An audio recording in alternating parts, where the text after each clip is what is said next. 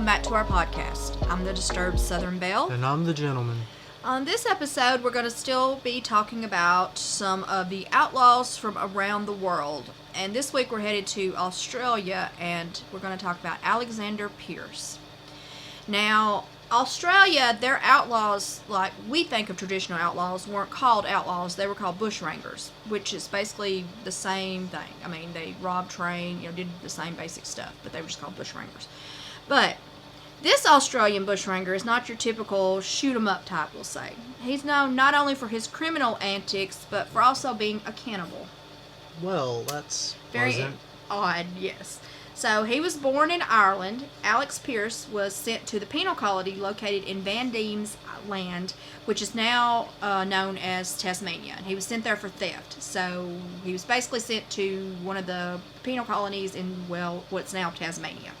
So, he was sentenced in 1819 and then was sent to the penal colony. It was claimed that he had been sentenced for stealing 6 pairs of shoes. Well, all right then. So, that's kind of an odd... That's strange. That sort of sounds like Definitely. he was like stealing for his family or something almost. You might think, maybe they didn't have shoes or something. I don't know, but maybe he was going to sell them. I have no clue. But he was said to have continued his life of petty crime while doing his sentence, and then he soon escaped from prison. So while he was in prison, he was still stealing stuff, doing stuff, whatever. And then he escaped.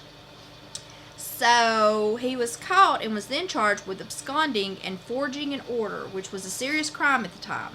He was then given a second sentence and sent to a second penal colony at Sarah Island. So they caught him, gave him more charges, sent him somewhere else. So September 20th, 1822, Pearce, along with 7 other prisoners, were able to escape. So the men that escaped with him with Pearce were Alexander Dalton, Thomas Bodenham, William Kennerly, Matthew Travers, Edward Brown, Robert Greenhill, and John Mather. Now, Greenhill was armed with an axe, so he appointed himself leader of the group with the support of his friend Travers, which was like his best friend. So they were in jail together, and he's supporting him, and he's got the axe, so I guess, he's leading them. So they survived for 15 days into their trek with no supplies before they decided to draw lots to see which one would be killed to feed the others. Well, that's fun. Oh, yeah. Now, that's something that I've heard of them doing, like when you get them, like Yeah. ships and stuff, like when they get, like, shipwrecked on an island or something, that'd be something they would do, or, lost at sea kind of stuff. So it's I've heard happens. of it before. But, Yeah, it's definitely happened. But, so, the short straw, so to speak, was drawn by Thomas Bodenham, and Greenhill was supposedly just quickly dispatched him with the axe. But after seeing this act, Dalton, Kennerly, and Brown left the group. And Kennerly and Brown were able to get back to the harbor. However, Dalton appeared to have died from exhaustion. So he's dead, possibly from exhaustion, but he wasn't supposedly eaten. He just died along the way. So a couple of them, after they saw what was going to be going down, they were like, screw this, I'm out. I can't say that I blame them. No, I can't either. So this left 4. Greenhill, Travers, Mather, and Pearce. Now remember, Greenhill and Travers are friends, and then Mather and Pearce are kind of the odd men's out now. So Greenhill and Travers were acting as a team, so Mather or Pearce knew that they would soon be next on the chopping block, so to speak, which, because of course they're going to vote for one of them. So Pearce then decided to team up with Greenhill and Travers and decided that Mathers would be the next to go. So, okay. So as the group continued on, Travers was bitten on the foot by a snake. Now remember, this is Greenhill's friend. So Greenhill then forced the group to carry him for 5 days, but then killed him after realizing he wasn't going to recover from his injury. Well. So now Greenhill's on his own, and he's got Travers and, not Travers, but Pearce and Mathers sort of against him now. So, at this point, Pearce is said to have then grabbed the axe and killed Greenhill and then ate him. He then headed out and raided an Aborigine camp and stole some food. After gathering some supplies and things from the camp, he continued until he reached the districts that were settled. So he was in this Aborigine camp, so he kind of goes up into sort of like a little town area. So he happens upon a man that was eating lamb with a friend of his, and the man told Pearce of their jobs, we'll say quote unquote, which was basically stealing sheep from nearby flocks. They kind of talked him into joining them, basically. So he goes off, he joins them, and I don't know exactly who these two men were. I never could find anything that specifically said who they were. But anyway, he's eventually arrested alongside two other men. Now, I don't think it was the same men. From what I read, it didn't sound like it was the same ones he initially met. This was just some he met later on during his crime spree.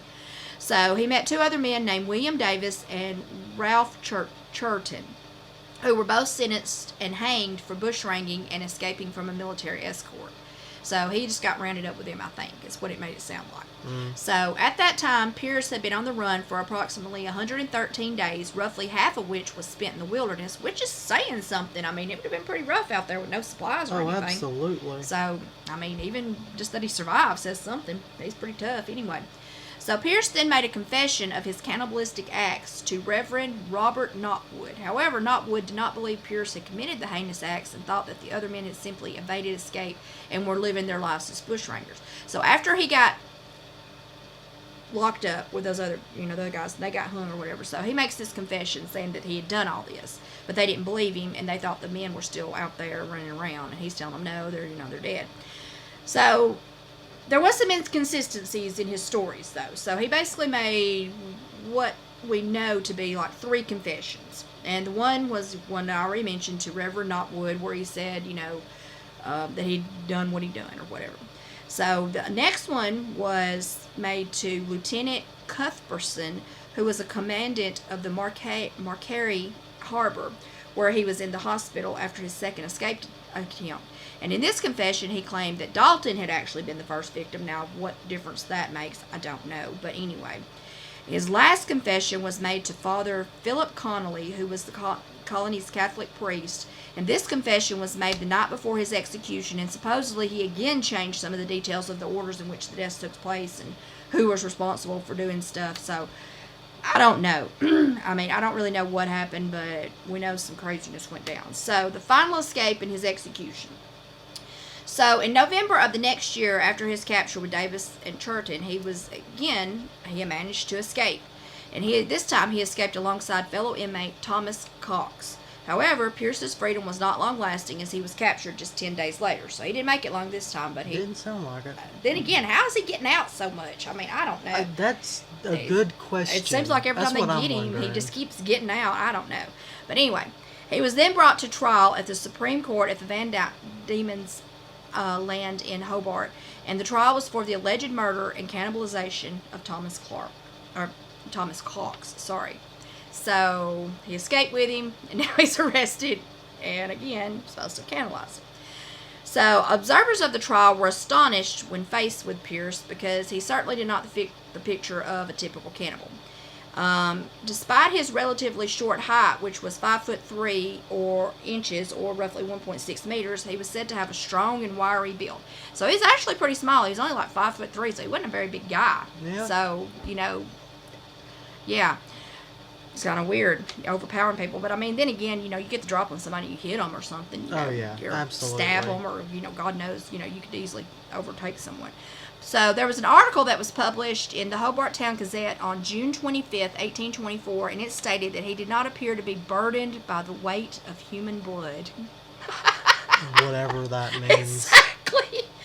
So they didn't think he was a cannibal because he didn't appear to be burdened by the weight of human blood, which I guess, not counting what he's already got pumping through him, any extra, we'll say. But yeah, It might be referring to like the itching and stuff. Maybe. The twitching I and all don't that know. happens, supposedly. Maybe. I don't know. I just thought that was a weird phrasing. It is a weird way to phrase. And I thought that's an odd way to phrase that. But anyway, so there was a smoking gun, though, as they say. Parts of Cox's, we'll just say remains, were found in Pearce's pockets. And these findings, along with his confession, kind of left little doubt of his guilt. So, absolutely. In his confession, he claimed that he had dispatched Cox after reaching the Kings River and finding out that Cox could not swim, which would then slow the trek. So he just killed him. And I guess why waste him? Okay. I mean, it's not funny, but Jesus, right? The absurdity of it's funny. Exactly. That's exactly what it is. It's just like, okay, you can't swim, so I'm just going to kill you and eat you, because, why wouldn't I? So he was found guilty and sentenced to death by hanging. His execution took place at 9 a.m. on July 18, 1824, after he received his last rites from Father Connolly, which was the one he did his last confession to. So his case had several notable firsts that happened within the Tasmanian judicial system. He was the first prisoner to face execution under the new Supreme Court's framework, and also his confession made him the first known person within Tasmanian courts to confess to the act of cannibalism. So, Well, there you go. I mean, on that, I guess so. I mean, who's really confessing to stuff like that? But still, right? no, I don't see why you would confess to something like that. Yeah, but let's just hope it wasn't going on a lot. So, Pearce's skull was believed to have been sold to an American naturalist and skull collector, Samuel George Morton. Morton is supposed to have dissected his skull, and it's now said to be housed with the rest of his collection at the Penn Museum in Philadelphia. Because why wouldn't you want his skull? In 2008, there was a horror movie that was released about Pearce entitled Dying Breed. And this film opens in Tasmania in the 1800s, and it depicts Pearce escaping through the wilderness while being pursued by policemen and dogs. He is cornered by a policeman who tries to shoot Pearce, but his gun doesn't fire, and then Pearce then rips out a piece of the policeman's throat with his teeth, which allows him to escape. Well, that's graphic. And then the film continues on into present day and follows supposed descendants of Pearce. Now, it looked like it might actually be somewhat of an interesting movie. I just mentioned it because, it was supposed to be about him, and it kind of showed a little depiction of him at the front. So, he definitely made a place for himself in Australian history. He's absolutely one of the most unusual, outlaw-type peoples that you normally hear about.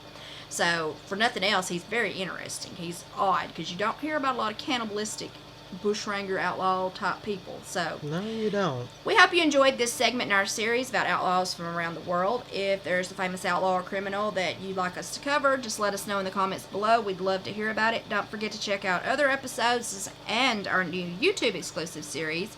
And don't forget to like, follow, and subscribe. And don't forget to stay disturbed.